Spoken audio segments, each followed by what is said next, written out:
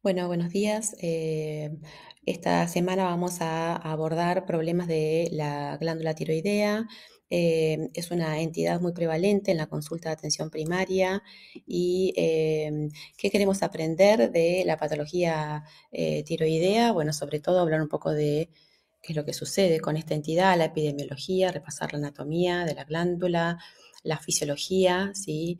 Y cómo se regula toda su secreción, sobre todo a nivel primario de la glándula, y semiología, que es muy importante para detectar precozmente eh, sospecha patológica de tiroides.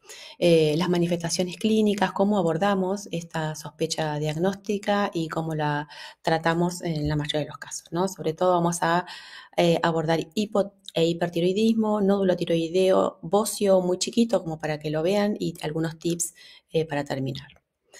Bien, en cuanto a la anatomía de la glándula, bueno, la glándula está en la región anterior del cuello, por delante de la tráquea, ¿sí? Pesa aproximadamente 20 gramos, está formada por un lóbulo derecho, un lóbulo izquierdo y un istmo, que están unidos los dos por un istmo. Anatómicamente, como reparo para poder palparla, tenemos el cartílago tiroides, que acá lo podemos ver, ¿sí? El cartílago tiroides por arriba de la glándula y el hueso ioides también, ¿sí? Y la glándula tiene una estructura homogénea cuando es normal, ¿sí?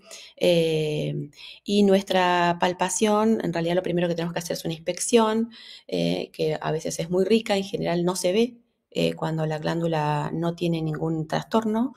Eh, y, y en caso de que tuviéramos alguna aproximación por inspección que nos llame la atención, nuestra semiología va a ser, nos posicionamos por detrás del paciente, maniobra palpatoria de Kervin, con nuestros dedos pulgares nos apoyamos sobre las vértebras espinosas y con nuestros índices y medios nos apoyamos suavemente sobre la región anterior del cuello. Buscamos estos reparos anatómicos que les dije, acá vamos a ver para graficarlo, y le pedimos al paciente que degluta para confirmar que estamos en presencia de la glándula que nos va a rolar por sobre nuestros pulpejos de los dedos. Y ahí nos tomamos un tiempito para identificar consistencia, eh, para identificar a ver si hay algún nódulo, y también terminamos nuestro examen semiológico con palpación de todo el cuello, buscando adenopatías, buscando alguna otra estructura que podamos encontrar. También hay una versión de semiología desde anterior, pero es más para los expertos. Bien, hablemos un poco de cómo funciona, digamos, cómo se forman las hormonas tiroideas y quién las regula, ¿no es cierto? Bueno, esto es primordial. Sabemos que todo lo comanda el hipotálamo a nivel central. Eh, el hipotálamo libera hormonas, una hormona hipotalámica, la TRH, que es la que va a estimular la adenohipófisis, donde se produce la TSH, la tirotrofina, que es la encargada de estimular de forma directa a la glándula, y en base a lo que circule periféricamente de producción de hormonas tiroideas, va a ser si este feedback es más positivo o si está en equilibrio, ¿sí? Y no estimula. O sea, si la adenohipófisis detecta que hay baja concentración de hormonas tiroideas en sangre, ¿no es cierto?, periféricas, va a secretar TSH para estimular la producción de hormonas tiroideas a nivel glandular, que es donde se producen. Si esto no fuera necesario o si hay una hiperproducción de hormona tiroidea por la causa que fuera, que ya las vamos a ver más adelante, se produce un descenso de secreción de hormona tiroidea, de TSH, para que no se estimule más la glándula. Bien, ¿cómo se produce, no es cierto? ¿Cómo se producen las hormonas tiroideas? Bueno, acá está, en este proceso es donde nosotros entendemos por qué pedimos algunos dosajes en sangre y por qué tratamos al paciente como lo tratamos, y es un paso que lo tenemos que repasar, ¿sí? Si nosotros hiciéramos un corte de la glándula tiroidea, histológico, este sería un corte y vemos que la unidad funcional de la glándula tiroidea es el folículo tiroideo, ¿sí? Que está formado por estas células foliculares, un coloide, vasos capilares y células parafoliculares que son encargadas de la producción de calcitonina, que no nos vamos a encargar en este momento de profundizar porque sería más que nada para la regulación del mecanismo fosfocálcico y sería otras entidades. Pero sí nos vamos a encargar de hacer un corte para poder ver qué es lo que pasa en estas células foliculares, que es donde ocurre, y en el coloide, todo lo que tiene relación con la formación de las hormonas tiroideas, ¿sí? Transportamos este corte a un gráfico más grande y entonces lo primero que tenemos que saber que necesitamos yodo para formar hormonas tiroideas. Y el yodo lo absorbemos a nivel del tubo digestivo a través de sales, ¿sí? Yodadas. Nuestra sal de mesa ha sido yodada para evitar déficit. Antes no se producía eso. Y nos aseguramos ahí el aporte de yodo para formar hormona tiroidea. Una vez que el yodo se absorbe en el tubo digestivo, en el estómago, es atraído hacia las células foliculares por el torrente sanguíneo, pero para poder entrar a la célula folicular, que es esta, necesita de un cotransportador, un SYN-transportador sodio-yodo, ¿sí? Que es es un yoduro sodio, ¿sí? Y también a través de una bomba TPasa como para producir energía para que esto ocurra. Esto pasa a nivel de la membrana basal, ¿no es cierto? Pero necesitamos trasladar a este yoduro hacia la membrana apical para que pueda ser transportado a través de esta pendrina, esta sustancia que es se llama pendrina, hacia el coloide. Aún así, eso acá empieza a aparecer la peroxidasa tiroidea que se necesita para que la pendrina pueda también favorecer que el yoduro ingrese al coloide en forma de yoduro todavía y a través de procesos de oxidación, también dependiendo de la peroxidasa tiroidea, se transforme en yodo, ¿sí? Y esté dispuesto para unirse con, digamos, con moléculas de tirosina. En paralelo a todo esto que cuento con el yodo, en la célula folicular, en el núcleo, en el retículo endoplásmico y en el aparato de Golgi se forman unas moléculas que son la tiroglobulina, que están formadas por aproximadamente 140 aminoácidos de tirosina, ¿sí? Que son las que se van a liberar por exocitosis al coloide y son las que se van a unir por procesos de oxidación también a las moléculas de yodo. Depende cómo se unan, van a formar moléculas de un yodo y un residuo, un aminoácido de tirosina, o sea que va a ser monoyodotiroxina, o dos moléculas de yodo con una molécula de tirosina y va a ser diyodotiroxina, ¿sí?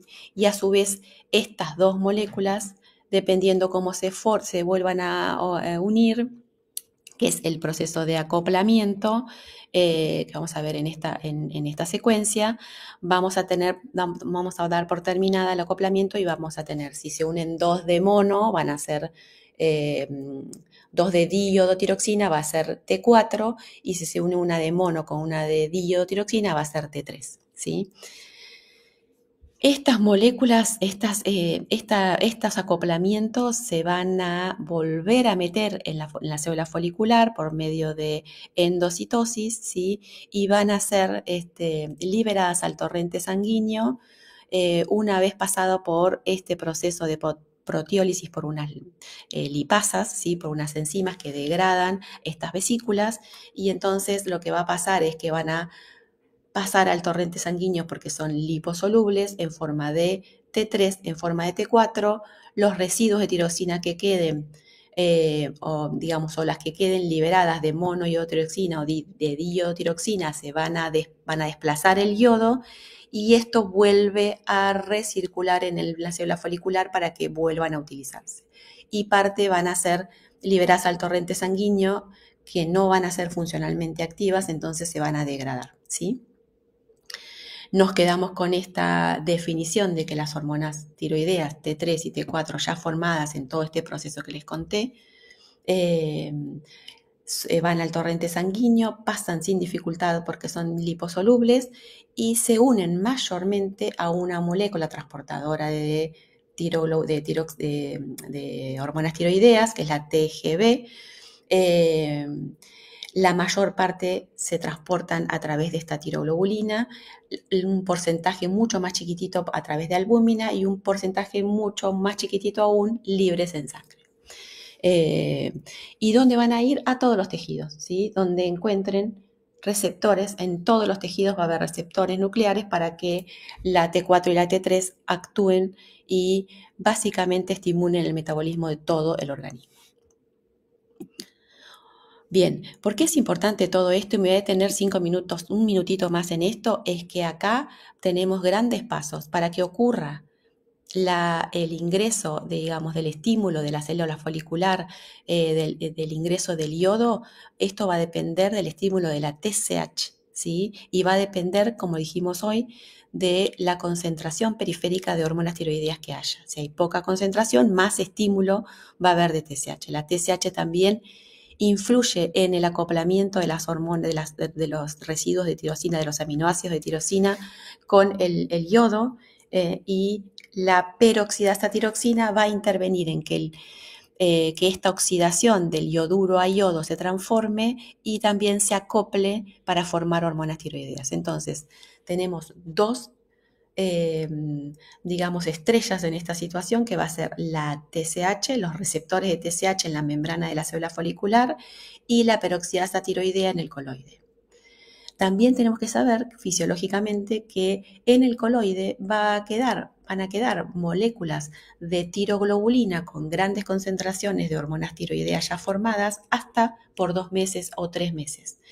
¿Y por qué es importante esto? Porque cuando ocurre alguna patología que altere el funcionamiento o la producción de hormonas tiroideas, para que empiece a dar síntomas, necesitamos, por ejemplo, una tiroiditis subaguda que destruye tejido celular tiroideo, y que no deja producir, tenemos una reserva en los coloides tiroideos de al menos 2 o 3 meses para que empiece a haber un déficit real de hormonas tiroideas y empiece a haber sintomatología. Lo mismo para cuando queremos ajustar dosis y necesitamos ver si esa dosis es efectiva, necesitamos esperar al menos una latencia de 8 semanas, entre 6 y 8 semanas.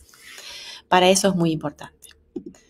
Bien, ¿y cuáles son los efectos fisiológicos de la hormona? Acá tenemos en este listado a nivel general todo lo que ocurre gracias a las hormonas tiroideas, en donde son importantes, que interfieren en el desarrollo del sistema nervioso central. Recuerden que estimula todo el desarrollo del sistema nervioso central y es una cosa primordial para el primer trimestre de la gestación, ¿sí? En el crecimiento corporal, en el metabolismo energético basal, en el metabolismo intermediario, ¿sí? Con todas las reacciones biosintéticas o de degradación del metabolismo de los hidratos del carbono, de lípidos o de proteínas, de secreción de la hormona estimulante de la tiroides, o de la inhibición mediante la cantidad de concentración que haya.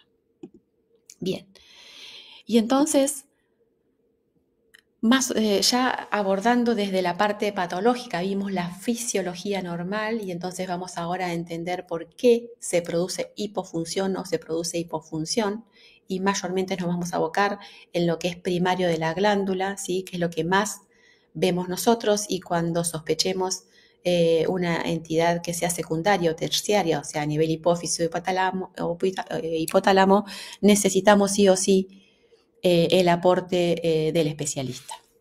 Bien, el hipotiroidismo, o sea, la hipofunción de la glándula, es un síndrome caracterizado por deficiencia básicamente de hormonas tiroideas, ¿sí?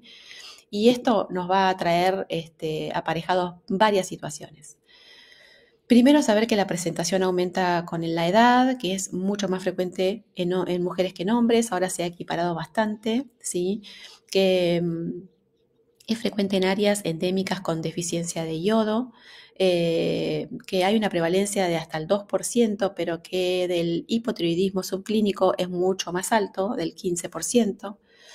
que es una entidad buena, por suerte, ¿sí? ¿Cuáles son las causas más frecuentes? A la cabeza y con primer lugar y con un porcentaje muy alto, las autoinmunes, ¿sí? La tiroiditis de Hashimoto por autoinmunidad, ¿sí? Generamos por diferentes mecanismos ambientales, estrés, generamos autoanticuerpos contra las peroxidasas tiroideas y eso hace que disminuya la producción. Ahora vamos a entender por qué, ¿sí? Disminuimos ahí la producción de hormonas tiroideas. Puede ser una hipofunción esporádica, puede ser posparto, que son las más frecuentes, ¿sí? Iatrogénica, pero iatrogénica a veces porque no consumimos, una vez hecho el diagnóstico, la medicación o por una situación posquirúrgica, por ejemplo, por un tumor, un linfoma o por un tumor de cuello que requirió eh, quimio, ¿sí? O rayos, o por yodo radioactivo, por alguna otra causa, ¿sí? Por fármacos como fármacos que tienen yodo, ¿sí? Entonces, el litio, la amiodarona, la interleuquina 2, causas de hipotiroidismo poco frecuentes por déficit de yodo, el bocio endémico, por áreas con déficit de yodo, casi ya no se ven.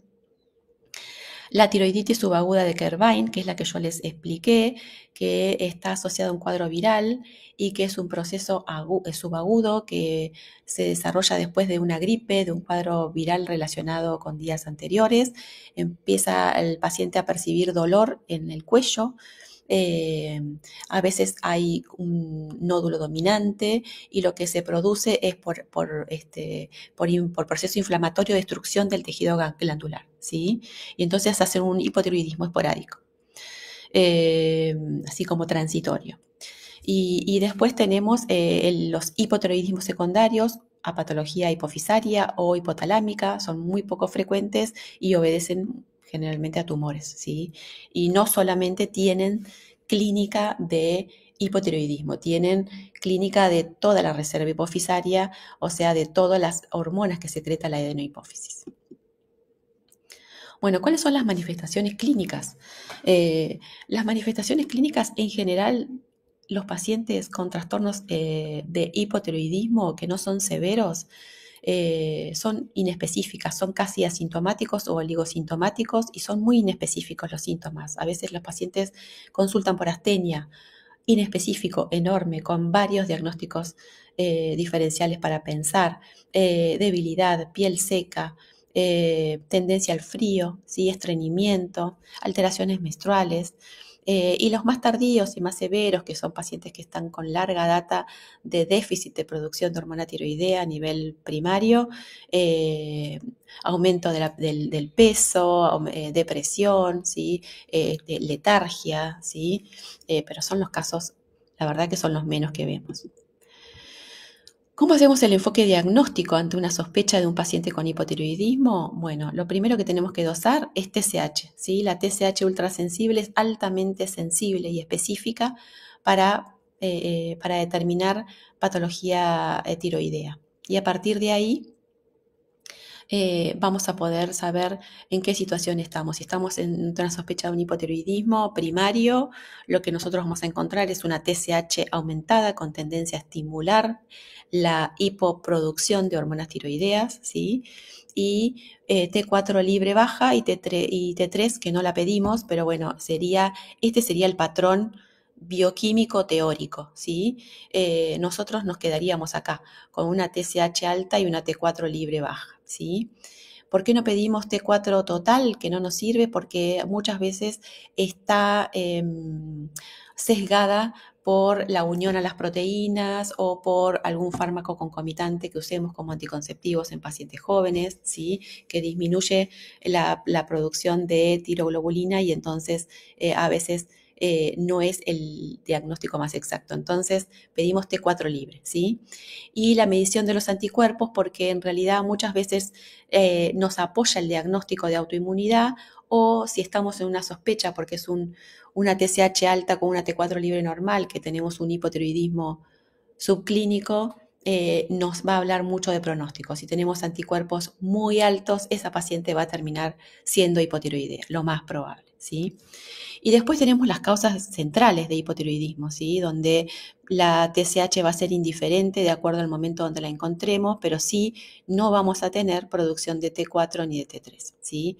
Y lo que se hace además de sumarle, como les dije, es se le suma la reserva de adenohipófisis, toda la reserva hipofisaria para ver qué otros trastornos tiene, porque va a depender también del tamaño del tumor y de lo que comprometa de la adenohipófisis. Pero probablemente son pacientes que van a tener ACTH baja, FSH, LH, ¿sí? Gonadotrofina, todo lo que tenga que ver con la adenohipófisis.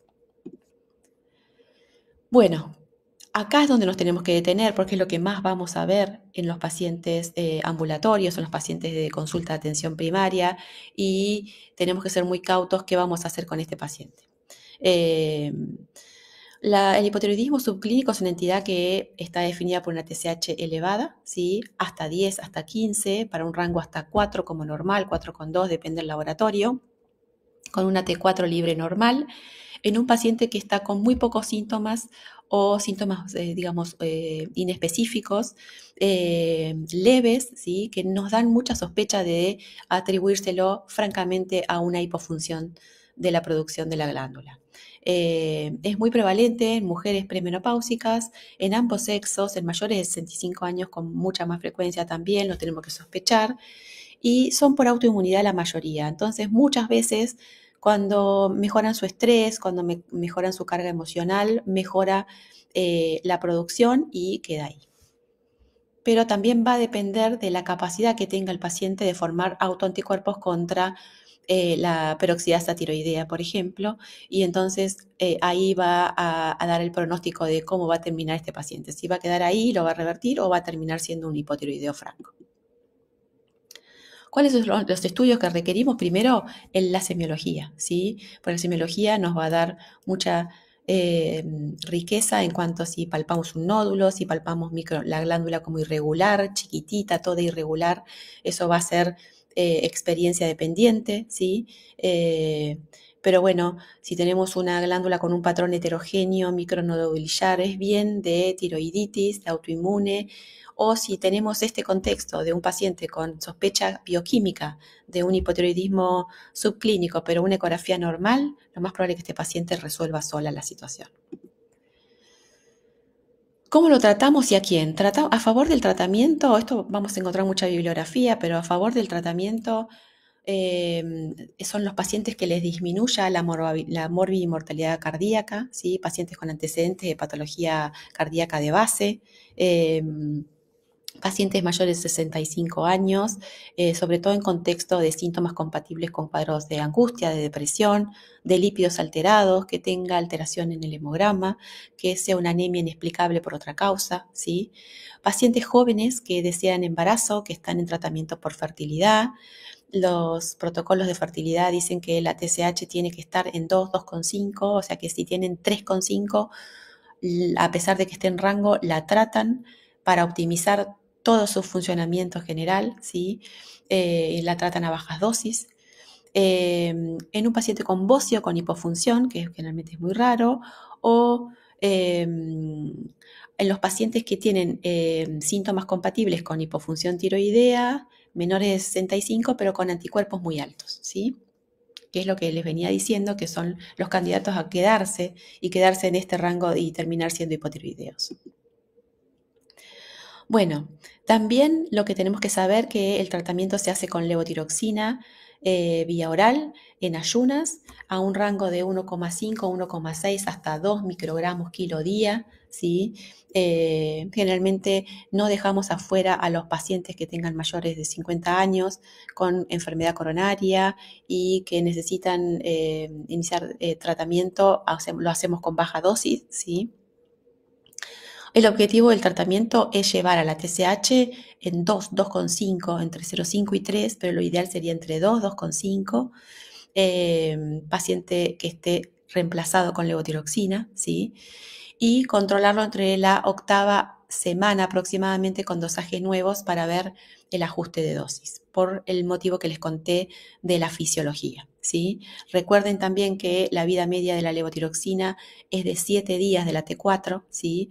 A diferencia de la T3, que es horas. Entonces tenemos también capacidad de ajustar dosis personalizados con el paciente. A veces podemos decir, bueno, le quedan muchos comprimidos porque compró de 100, bueno, ajustamos dosis y en vez de darle los 7 días le podemos dar 6 días. Se puede hacer igual por la cinética y la dinámica de la droga, ¿sí? ¿Y cuándo derivamos un paciente con hipotiroidismo al especialista? ¿Sí? Cuando con valores máximos de dosis kilo día no logramos que el paciente se ponga eutiroideo, o sea, con función tiroidea normal, ¿sí?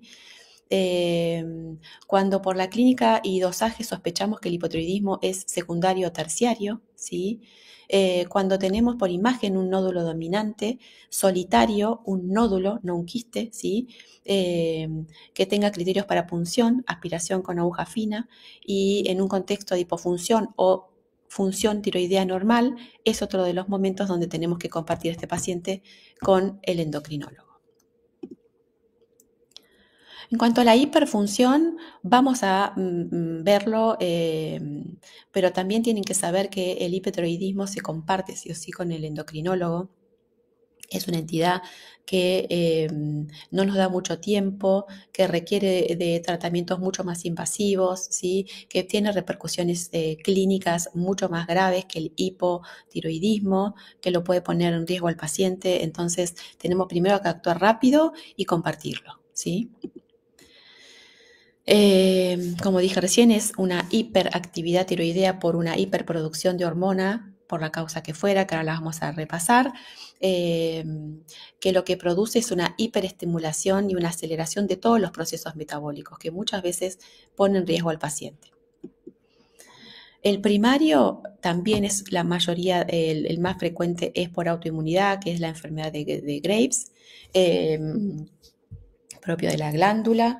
Tenemos el bocio tóxico multinodular, el adenoma tóxico, ¿sí?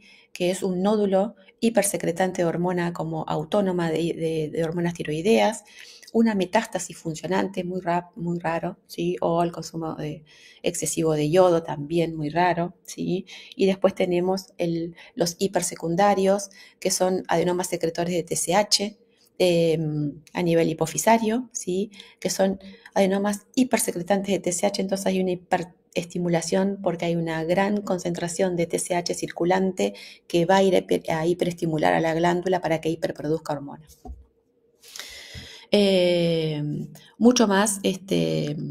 Mucho menos frecuente, un tumor secretor de gonadotrofina coriónica. Y ustedes me dirán, ¿qué pasará con esto? La gonadotrofina coriónica es homóloga bioquímicamente a la TSH, entonces actúa como si fuera TSH y hace una hiperestimulación de la glándula. Muchas veces en los tumores de trofoblasto de la placenta se produce esto y hay un hiper asociado que, bueno, hay que saber por qué y es por esto, ¿sí? Y también en forma fisiológica pasa que en el primer trimestre del embarazo el aumento del pico de la secreción de hormona gonadotrofina coriónica hace que se unan los receptores de TSH en las células foliculares de la glándula y produzca una hipersecreción de hormona tiroidea y sea un hipertiroidismo, digamos, que es transitorio en el primer trimestre del embarazo y que hay que saber que puede existir esto y no enloquecerse de tratar a la paciente porque lo más probable es que hay que seguirla para ver si esto empieza a bajar a partir del segundo trimestre. Y lo otro que sucede en el embarazo, ya que estamos ahí, que es fisiológico, es que hay un aumento a nivel placentario de una de las enzimas que interviene en la inactividad de la T4, que es una deiodinasa D3 inversa se llama, que lo que hace es inactiva la T4 y es el motivo por el cual muchas veces los obstetras nos mandan a las pacientes porque no logran tener una paciente eutiroidea, pacientes que son hipotiroideas de base, que se embarazan y que requieren más dosis, sobre todo en el primer trimestre, requieren más dosis de levotiroxina durante el primer trimestre y generalmente durante todo el embarazo, que después lo tenemos que controlar porque eso se revierte solo y es en realidad dependiendo de la placenta. Bueno, la epidemiología del hiper es mucho más baja por suerte, es más común en mujeres, ¿sí? La enfermedad de Graves es la causa más común, ¿sí? Y el bocio tóxico nodular en los ancianos. El Graves representa casi el 80% de las causas de hipertiroidismo, de tirotoxicosis, ¿sí? Va a depender de autoanticuerpos, ¿sí? El rango de edad es de presentación. Y también tenemos que su etiopatiogenia está bastante discutida, se cree que es por factores ambientales, por alta ingesta de yodo, por un nivel alto de estrés, ¿sí? Es frecuente también en el posparto y también tengan en cuenta que a veces hay un hiperficticio que es por pacientes psiquiátricos o pacientes con trastornos de alimentación que ingieren levotiroxina para estar hipermetabólicos y descenso de peso, aunque no lo crean. Las manifestaciones clínicas es de hiperfunción, ¿sí? Todo va a estar hiperestimulado, ¿sí? Van a tener sudoración, van a tener a nivel central, van a estar irritables, van a tener insomnio, pueden tener, no voy a decir estrictamente van a tener, pero depende la capacidad de producción, de hiperproducción de hormonas tiroideas y de la concentración circulante que haya en el organismo, va a ser la clínica que tenga, ¿sí? Van a tener síntomas generales de cansancio también, de sensación de calor, de pérdida de peso, cansancio por el hipermetabolismo, se agotan, ¿sí? Por este hipermetabolismo que tienen. Van a tener aumento del estímulo de la motilidad digestiva, o sea que pueden tener diarrea, pueden tener hipermenorrea, pueden tener infertilidad, debilidad muscular, a nivel cardíaco pueden tener taquicardia, pueden debutar con una fibrilación auricular por trastornos eléctricos, ¿sí? Hipertensión arterial, todo en más, ¿sí? Temblores a nivel neurológico, pero va a depender básicamente de la concentración de hormonas tiroideas que haya a nivel periférico. El diagnóstico, como todo, es una historia clínica, un examen físico, un laboratorio que nos apoye con una TSH suprimida, porque la adenohipófisis va a reconocer que hay mucha concentración de hormonas tiroideas a nivel periférico circulantes, y por supuesto se va a acompañar de T4 elevado libre y T3 obviamente también, y anticuerpos antirreceptores de TSH positivos, ¿sí? Que son autoanticuerpos que se unen a la glándula, a los receptores de TSH e hiperestimulan las células foliculares. Recordemos que esta es la causa más frecuente, que es la enfermedad de Graves, que es por autoinmunidad. Después, en la ecografía podemos tener un bocio difuso por hiperestimulación de los folículos tiroideos, ¿sí? Y entonces aumenta la glándula, puede ser simétrica o pueden ser solamente nódulos, y el centellograma, que es patrimonio obviamente del endocrinólogo, va a tener una gran captación, ¿sí? Se trata con antitiroideos, obviamente, mediados por el endocrinólogo y seguidos porque también tienen gran repercusión a nivel sistémico, hacen leucopenia, o sea que son pacientes que tienen que estar muy de cerca monitorizados.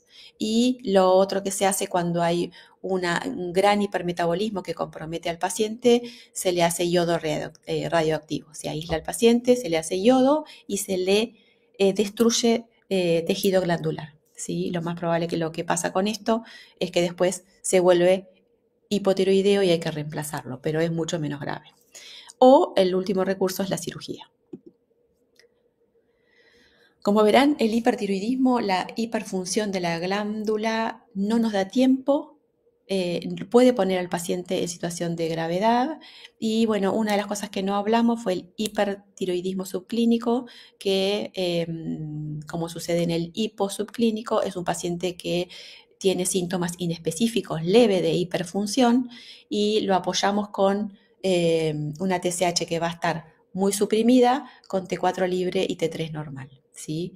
Y es un momento donde lo tenemos que observar al paciente, seguirlo de cerca y compartirlo con el endocrinólogo, porque si los TRAPS, que son estos anticuerpos antirreceptores de TSH, están muy altos, eso nos dice que probablemente este paciente se convierta en un hiper, francamente, y entonces lo empiezan a inhibir con medicación a baja dosis para que no llegue ahí.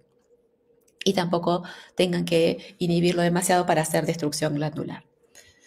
Bien, algunas definiciones sobre nódulo tiroideo que como médicos de atención primaria tenemos que reconocer en nuestro consultorio es que es una patología que la encontramos básicamente de forma sintomática con el examen físico de la glándula, que obedece cuanto mayor edad a más sospecha de patología maligna, que aún así solamente el carcinoma medular de tiroides es el que nos, o el diferenciado son los que nos preocupan, pero que son los menos frecuentes, pero que en general, si esto fuera un nódulo maligno, tiene resolución y tiene buen pronóstico.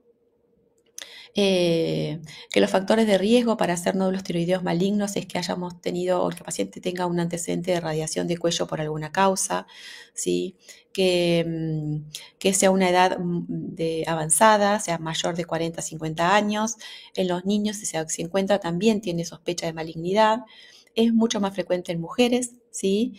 Y el embarazo a veces puede producir nódulos nuevos de algunos que tengamos preexistentes, pero solo hay que seguirlos. Y es muy controvertido si encontramos uno para tratar. Pero bueno, es bien patrimonio de especialista. Bueno, lo que sí nos importa es el tamaño, porque vieron que la glándula es muy chiquita, no se percibe si uno no tiene alteración. Entonces, si aparece un nódulo en un contexto de una glándula que pesa 20 gramos, que es muy chiquitita, que es imperceptible, pero tenemos un nódulo de 1 centímetro, francamente lo va a notar el paciente. Y si compromete el nervio recurrente que pasa por ahí, a veces el único síntoma que tiene, el único signo es la difonía, ¿sí? O signos de compresión. Cuando traga, como que siente que algo le pasa en el cuello o que se pone difónica, ¿sí? Bien, como todo, el anamnesis es nuestro pilar fundamental. Preguntar sobre historias de nódulos, de factores de riesgo para cáncer tiroideo, si hay antecedentes familiares, si tuvo alguna maniobra quirúrgica, instrumental o radiación en el cuello, el examen físico para poder detectar las características del nódulo a través de la palpación, la consistencia, si le duele, si está adherido a planos, si hay adenopatías para nódulo, ¿sí? Todo lo que nos enriquezca la semiología. Y después, bueno, obviamente nos acompañamos con el laboratorio. A veces son nódulos que no comprometen la función de la glándula y muchas veces si tienen antecedentes de un carcinoma medular de tiroides que se hereda y se puede asociar a otros tumores que son los neuroendocrinos, es importante para pedir calcitonina, ¿sí?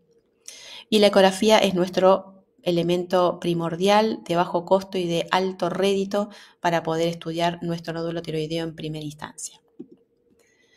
El ecografista van a ver que les va a dar una descripción muy pormenorizada del nódulo y esto no es al azar, sino eso nos ayuda a clasificar al nódulo y ver si este nódulo tiene criterios para PAF, para punción aspiración con aguja fina, que es patrimonio de cabeza y cuello o de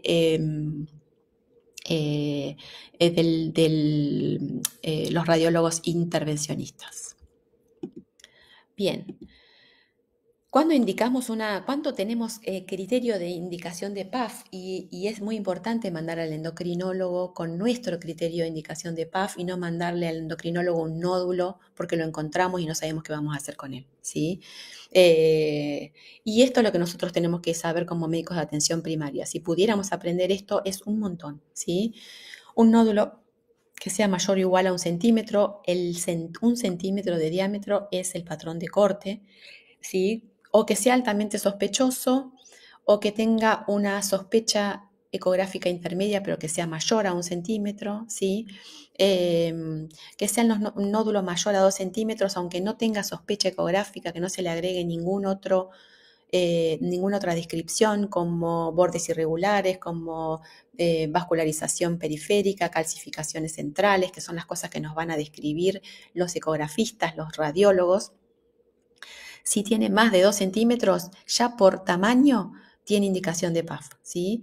Y no hay que mandar, por más que tenga 1 centímetro, o sea, que tenga 9 milímetros, 8 milímetros con características quísticas, es un nódulo que nosotros podemos seguir en el tiempo y no es un nódulo candidato a punción, ¿sí?